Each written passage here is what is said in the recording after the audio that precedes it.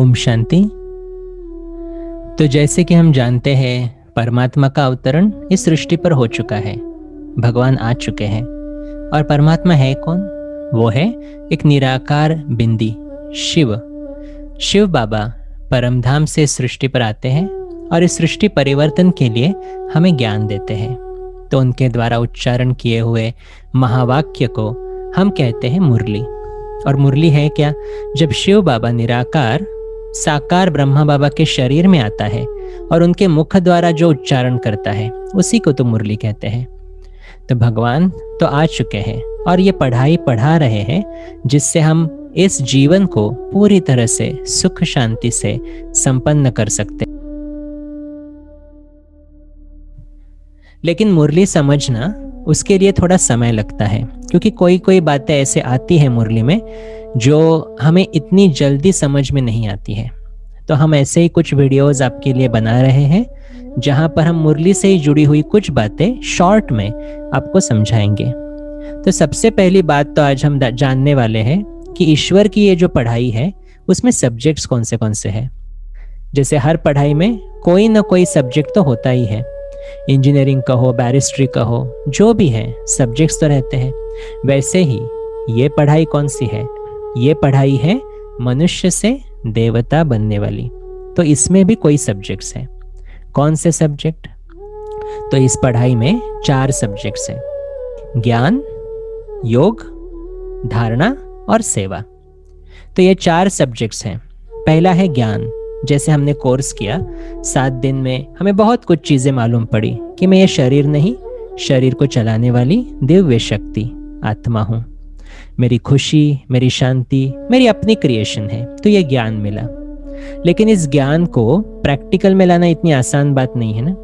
और इसीलिए शिव बाबा ने हमें क्या सिखाया कि अगर आपको खुद में शक्ति लानी है तो आपको योग की जरूरत है। और भाई योग माना क्या? योग माना याद और कुछ नहीं। 3 चीजें याद रखनी है। पहला, मैं कौन? मैं कौन हूं? मैं शांत स्वरूप आत्मा हूं। दूसरा, मेरा कौन? मेरा कौन है? वो है निराकार शिव बाबा। वही तो हमें पढ़ा रहा है, वही तो हमें इतना ऊंचा बना रहा है, तो उसकी याद। और तीसरा, शिव बाबा ने क्या ज्ञान दिया उसको भी तो याद करना पड़े। तो योग माना याद है।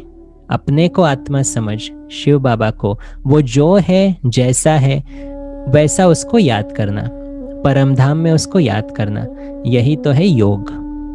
और जो आत्मा ज्ञान भी अच्छा तरह से पढ़ेगी और दूसरा योग भी अच्छी तरह से करेगी, उस आत्मा में ताकत भरती जाएगी। तो भले कोई भी परिस्थिति आए वो आत्मा शांत रह सकती है। और वही तो है धारणा। धारणा माना प्रैक्टिकल इम्प्लीमेंटेशन। तो ये प्रैक्टिकल इम्प्लीमेंटेशन जब तक हम नहीं दिखाए अपने जीवन द्वारा, तब तक इस ज्ञान की वैल्यू ही नहीं है। कि ज्ञान सुना लेकिन प्रैक्टिकल में तो कोई चेंजेस हो ही नहीं रहे, तो फिर ज्ञान सुन के क्या फायदा? तो ये हमें अपने आप से पूछना है कि ज्ञान तो सुना लेकिन प्रैक्टिकल में जीवन में कितने चेंजेस आए। तो यही तो है धारणा। तो धारणा माना बाबा ने जैसे आज कहा कि अरे आपको झूठ नहीं बोलना है, फिर भी मैं झूठ बोल रहा हूं नहीं, तो अभी मुझे क्या करना? अपना योग बढ़ाना है और अपने में सत्यता की धारणा करनी है। फिर चौथा सब्जेक्ट वो है सेवा। तो जिस आत्मा में ज्ञान, योग और धारणा ये तीनों चीजें बहुत अच्छी तरह से है, वो सेवा तो ऑटोमेटिकली करेगा। अभी सेवा माना क्या?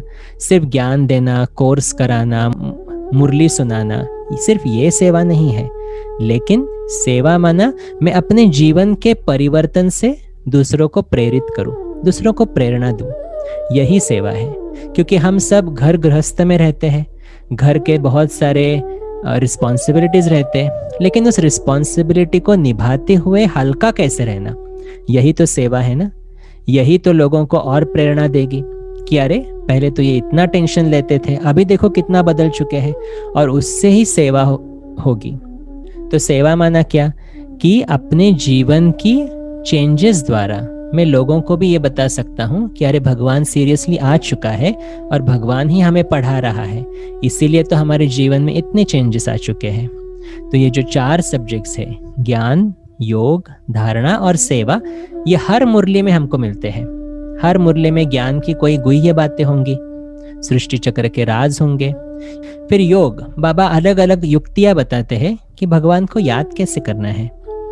तीसरा है धारणा, जैसे बाबा कहता है अरे गुस्सा नहीं करो, पवित्र रहो, झूठ नहीं बोलो, तो यह है धारणा। और चौथा, बाबा हर मुरली में कहेगा भगवान आ चुका है, सृष्टि का परिवर्तन हो रहा है, ये लोगों को बताओ। तो ये सेवा का सब्जेक्ट। तो ये चारों सब्जेक्ट्स को दिखाया है विष्णु के रूप में। विष्णु के 4 हाथ और चारों हाथों में एक एक अलंकार दिया है। कौन से अलंकार है? शंख, चक्र, गदा और पद्म। तो चक्र दर्शाता है ज्ञान को, स्वदर्शन चक्र माना ड्रामा का ज्ञान। गदा दर्शाती है योग को, जैसे किसी में बल होगा वही गदा उठा सकेगा ना, तो जिसमें योग का बल है वो किसी भी परिस्थिति का सामना बहुत इजीली कर सकता है। तीसरा है कमल माना पद्म। तो पद्म का अर्थ है पवित्रता।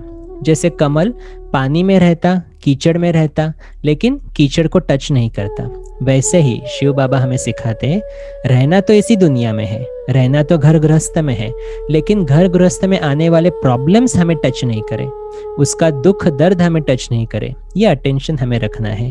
और चौथा है शंख, जिसका अर्थ है आप आवाज करो, लोगों को बताओ भगवान आ चुका है, और इसलिए शंख दर्शाता है सेवा। तो हर मुरली में ये चारों सब्जेक्ट्स रहते और यही हमारे ईश्वरीय पढ़ाई के 4 सब्जेक्ट्स हैं। अच्छा, ओम शांति।